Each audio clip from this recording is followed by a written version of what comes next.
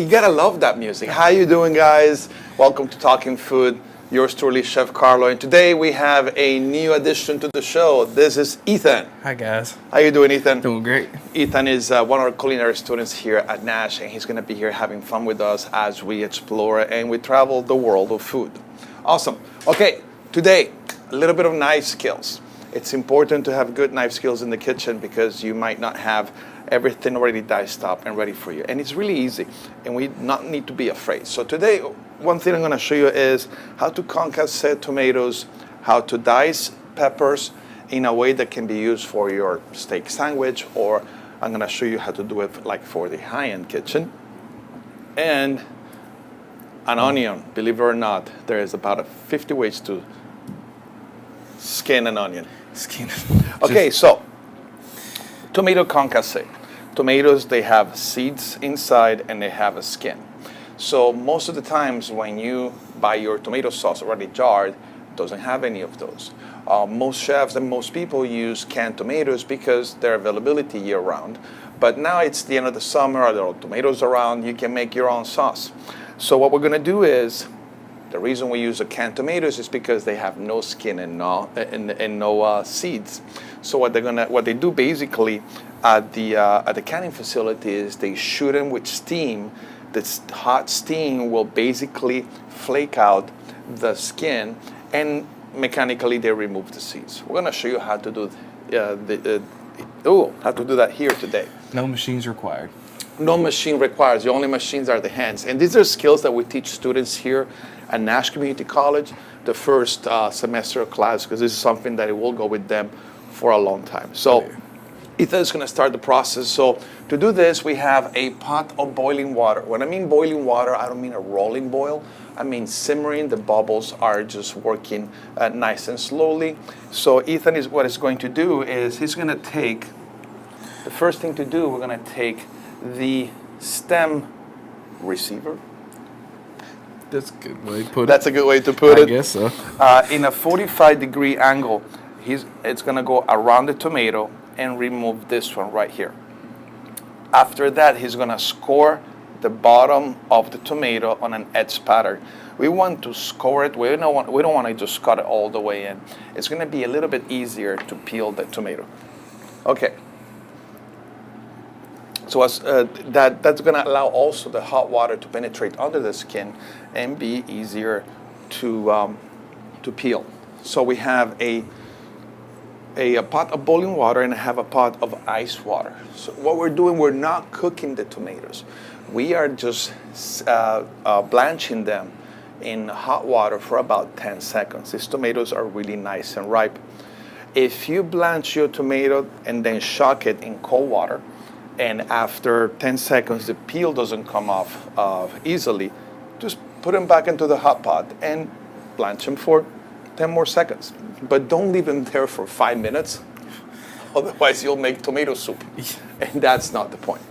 So Ethan here is going to demonstrate how to get that tomatoes in the hot water. Now, don't just launch it in the hot water. You can use the spider to lower them into the pot, and that way you avoid any hot splashing water.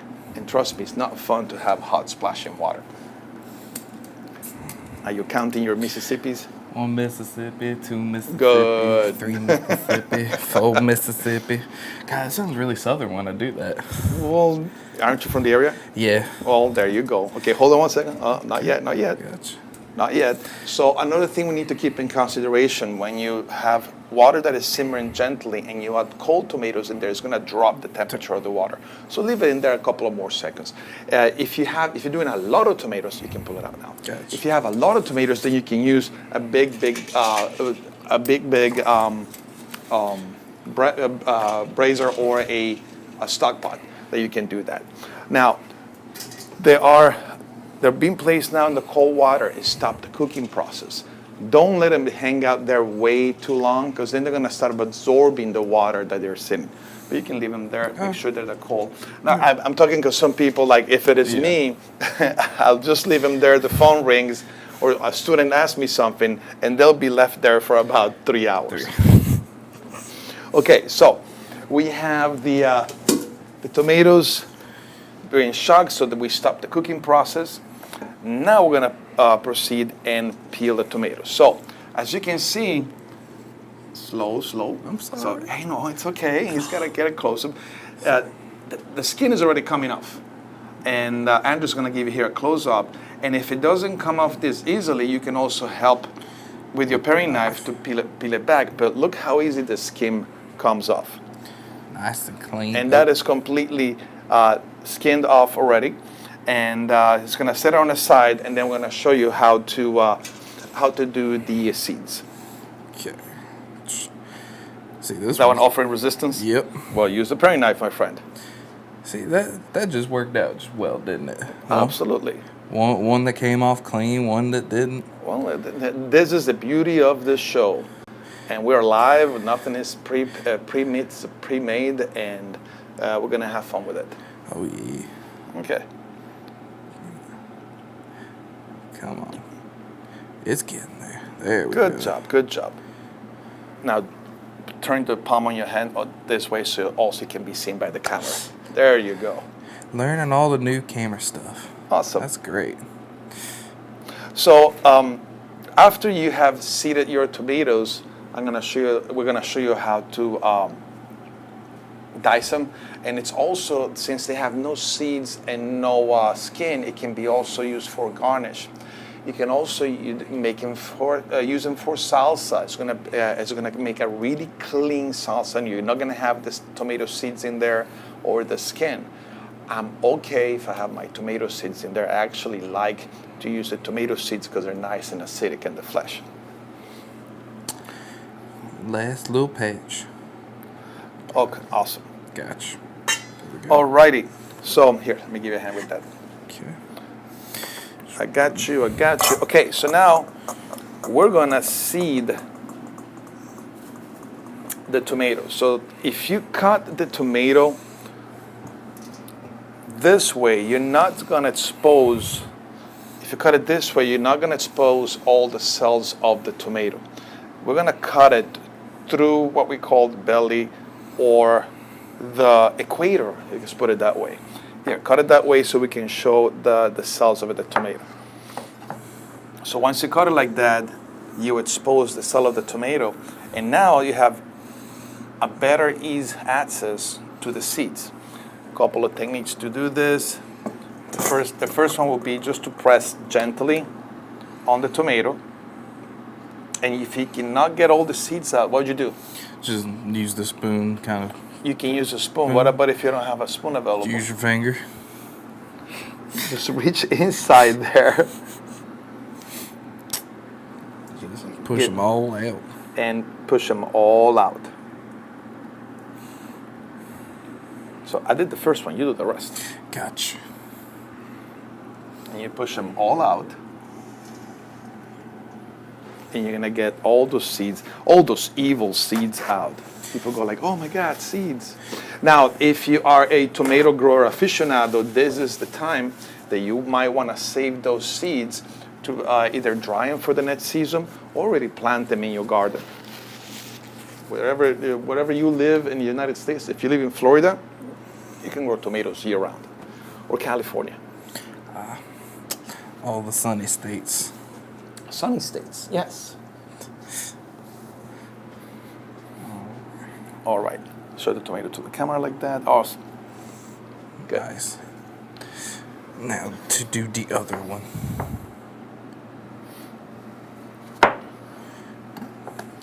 Okay.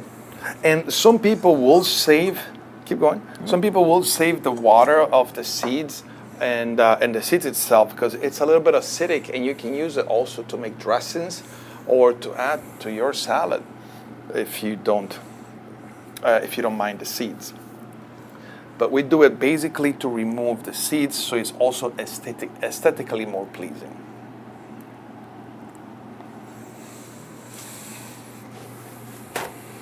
Then from this, you can make tomato sauce. You can add it to your dishes. There's many ways you can go from here. Some of these pesky seeds. You might have a couple of pesky seeds. Just It's better if you use a teaspoon to just scoop them out. Okay, so we got those two ready.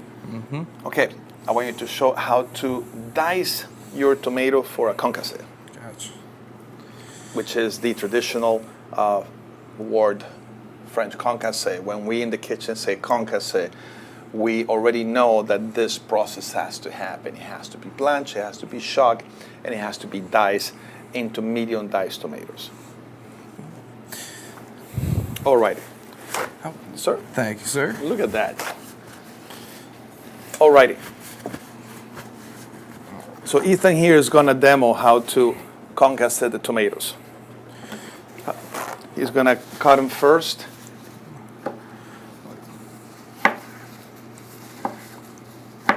Okay, that's what we call a big dice. Go ahead. Ooh. Okay. And this one is going to show you it's a really big dice of tomato.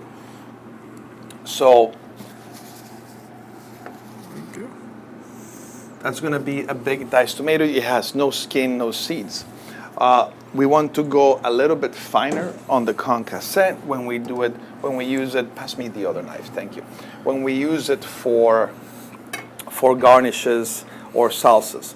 So what I'm going to do is bring the tomato to the tip of the cutting board. That way, my knuckles are not in the way. I'm gonna go for a first cut. And as I'm doing this, I've seen the late night commercials for the knives that cut tomatoes. And let me tell you one thing. If you have a sharp knife, you can cut any tomato at any time. So I do 1, 2, and then I'm gonna start cutting about 1/4 of an inch.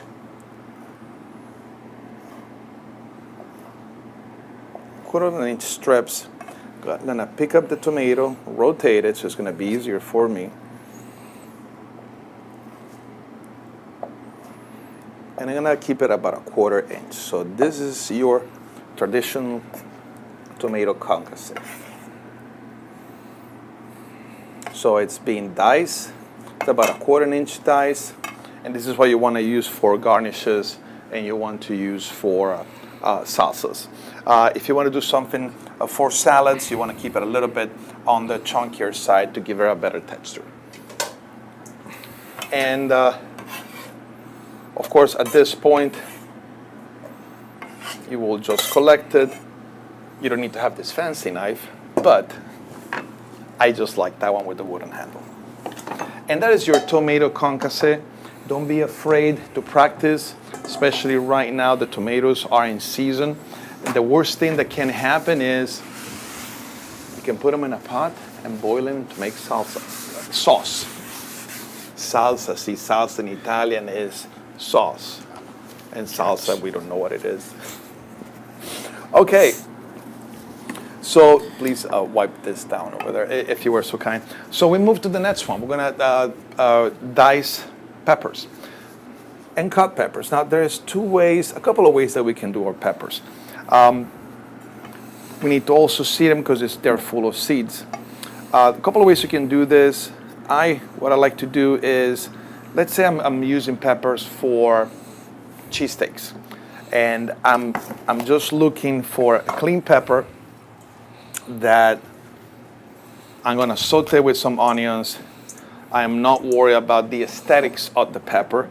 I just cut it in half, and I will take the seeds with my fingers here, and I'm gonna pull towards me, and that gets rid of the seed pod here, and make sure that you can just take all the seeds out. Just tap, tap, tap. It's ready. Now, and this one, I'm just gonna cut it into strips. I'm gonna cut it for my Philly cheesesteak or to add into a ropa vieja stew. I am not worried, again, with the aesthetics of the pepper. Two ways to cut them. I like to cut them skin side down, just because I like it. And what I do is I rotate the pepper as I'm cutting them down. Can you do it from the other side? Absolutely. I'll show it to you in a moment. Just a little bit rougher.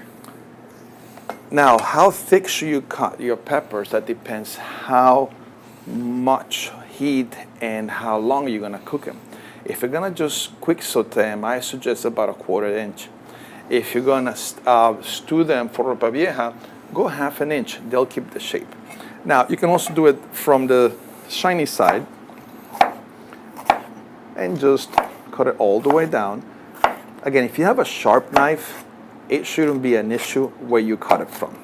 I just have a preference to cut it from the other side. And here now we have peppers ready for your stir fry or your Philly cheesesteak. I said Philly cheesesteak about 5 times. I think we need to make a Philly cheesesteak next. That Let's sounds show. fantastic. We need to make a couple of them. Let's show. Oh, yeah. Okay, so let me show you, and of course we already washed the veggies, always. You never know what your produce has been. So before the show, we actually wash the veggies. Now, let me show you how to cut this one for what we call precision cut, or something that you might want to use in a consomme or something else. So what I'm going to do is, I'm going to cut the bottom first.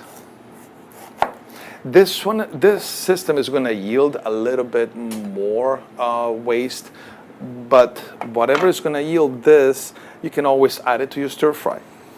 I'm going to flip it, and I'm going to cut the top. Now, these two guys, remove the stem.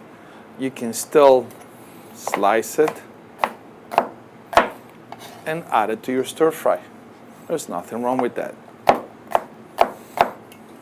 Or add it to anything else that need peppers, like the shrimp and grits we're gonna make in the next show. Oof. You're gonna end up with this. So what I'm going to do is, I'm gonna cut one wall of the pepper. I'm gonna set up on my cutting board, and I'm gonna cut through the pepper as I'm rotating it. So I'm gonna do this, and at the same time putting pressure on the knife and the flesh of the pepper and setting it down. What is going to happen is, I'm going to create this kind of like an accordion of pepper, and at the same time I'm getting the seeds and the seeds and the walls out. Now, you're still going to have a couple of these guys. So if you want to do a precision cut, now we're going to press down again on the pepper, and we're going to even it out. We're going to do from here a julienne, and I'm going to do a julienne and a dice. So this way I have removed the seeds and the veins from the pepper. Now at this point, thank you, Ethan. Mm-hmm. At this point I have my pepper ready to do my julienne, which I like to do a 1/4 inch cut.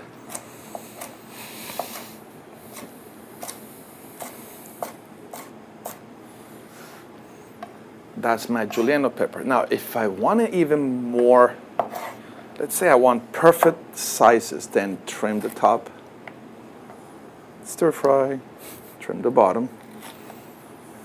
And now you get this perfect little square in which now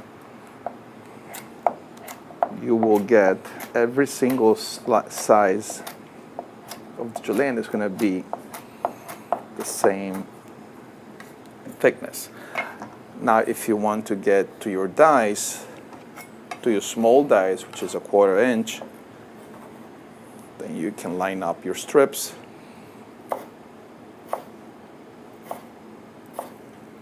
And from here you have your dice of peppers, which will look impressive if you make salsas and you have your peppers diced up to this stage. It's really nice. But what about if I don't want the flesh of the pepper this thick? Let's say I want it thinner. Then go back to your pepper and trim a little bit more of the flesh out. Just be careful. You're cutting against your fingers, and that's how we make money in this industry, with our fingers and our hands. And then you can remove a little bit more of the flesh.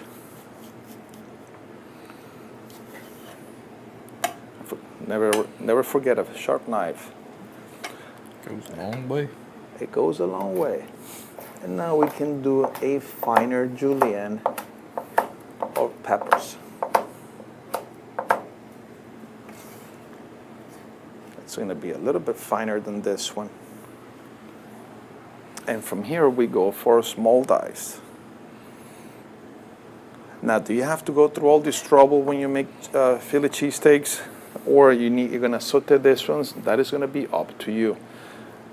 That's going to be up to you. And you're going to be the judge of what your final product, how you want it to look like. And from here, we go for the fine dice.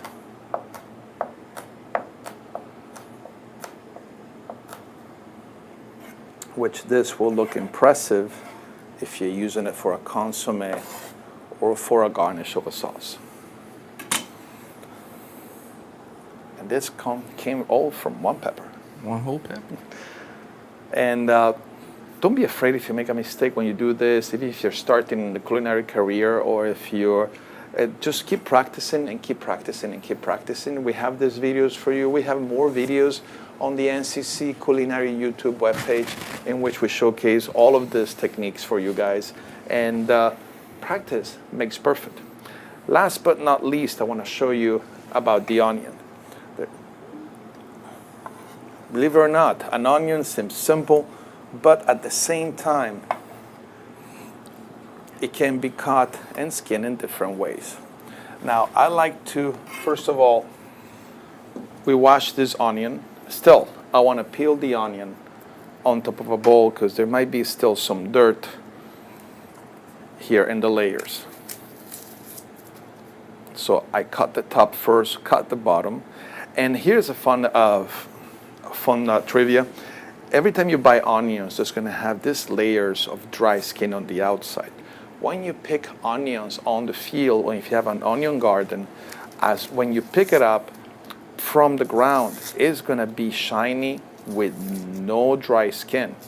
And I have a lot of students asking me, well, why do onions have dry skin then? Well, they need to be shipped and they need to be stored. So onions, after they're picked from the field, they get set on drying tables so the outside of the skin can dry up so it doesn't bruise as it is being shipped. So basically, when you pick up the onion from the field, if you have a garden, it's going to look just like that, nice and shiny. I'm going to show you a couple of things how to do with the onion. I'm going to show you how to do a julienne and how to do a dice. I like to cut my onion from the back, so I want to keep the stem in there. The stem is what's going to hold my onion together as I dice it. For julienne, I want to remove the stem. I do a 45-degree cut this way and a 45-degree cut this way. It removes the stem, so as I'm julienning the onions, they will kind of come off together. For julienning the onion, it's very simple. I'm just going to take my knife. This is the onion. I'm going to start this way, and I'm going to just slide down. I'm going to give it about 1/4 of an inch cut. And when you use the knife, I use this movement. If you just press down without moving your knife, it's kind of hard. But knives have to be used in this, what I call a locomotive function. You got to push forward and move your knife. As you do that, it's going to spread up, it's going to cut the onions, and if you cut your stem properly, you're going to end up with a nice group of onions. And some people ask, well, why don't you cut them this way and you cut them this way? I like to cut them along the fiber of the onion so when they cook, they don't twirl up. They're going to keep a nice straight shape. And those are ready for the butter. Oh yes, butter. Or the stir fry. Or the stir fry. That's correct. Man. But if you take the onions now, if you just slice them like that, you put a little bit of butter, and you slowly cook them for about an hour, you will get caramelized onions, which are great. Good stuff right there. Oh, it's good stuff on anything, on sandwiches. Now, last one but not least, medium dice on the onion. We keep the stem on, And what I'm gonna do is I'm gonna keep the stem on because I just wanna give this cuts. And notice I'm not going all the way back. I'm cutting almost to the end. That way, my onion is gonna stay together for the next step. The onion is holding together by the stem. I'm gonna bring my onion to this side. I'm just gonna go medium dice. So I'm just gonna cut the onion right in the center. Be careful when you do this. You're cutting against your hand. I'm gonna cut almost all the way back. And then 1/4 of an inch dice. Let me have the other knife. The other knife? Yes. Thank you very much. Yes, sir. Much better. And be careful with the stragglers on the sides. And that is your diced onion, ready for your salsa, ready for caramelizing, ready for anything you need a medium diced onion for. I hope today we were able to brighten a little bit your knife skill operation, and you'll see why we're going to do the diced peppers today, tomorrow. Next show we're going to do shrimps and grits, and we're going to use peppers and onions, and you're going to see why this is going to come in handy. So tune in the next show, and Ethan is going to be around with us. It's going to have fun. He's going to be helping, I hope. Oh, yeah. Awesome. Thank you very much for watching. And remember, we have at NCC Culinary in YouTube, we have a whole channel from Nash Community College in which we have a lot of videos that help you hone and perfect your knife skills. Thank you very much for watching, and we'll see you next time. Bye. Bye.